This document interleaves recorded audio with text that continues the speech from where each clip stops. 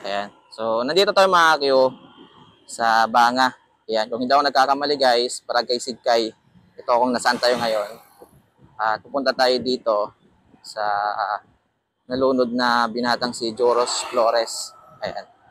So, malapit na tayo dito mga Q. Pang 5 araw na yata ngayon mga Q. Ayan. At hindi pa rin siya nakikita. So, ito.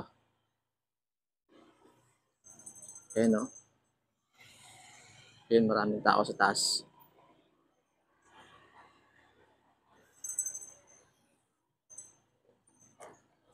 Ayan. Maraming pumupunta dito mga Q para rin na personal na makita yung lugar. Yan. So, kita nyo yung mga kayo, maraming tao doon.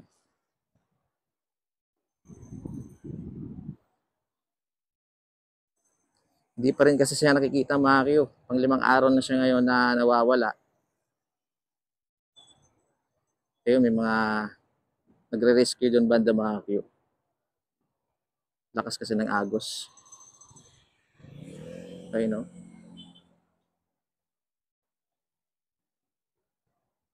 Punta tayo doon mga kayo. Tingnan natin kung pwede tayong makapasok doon.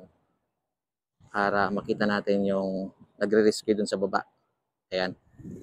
Punta tayo doon. Napakainit pero ayan no. Maraming pumupunta dito.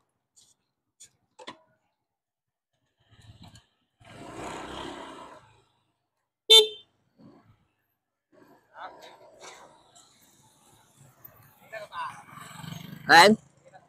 Ina pa ako ya. Iya ka na ya. Pagka ni motor. Ayan, so ito mga kayo, nakita ko yung kasamahan ko dati sa trabaho, si Rodwin. Ayan, punta tayo dito. Ah, tatlo kami. Tatlo ito sa piyak ako alin sa kainan.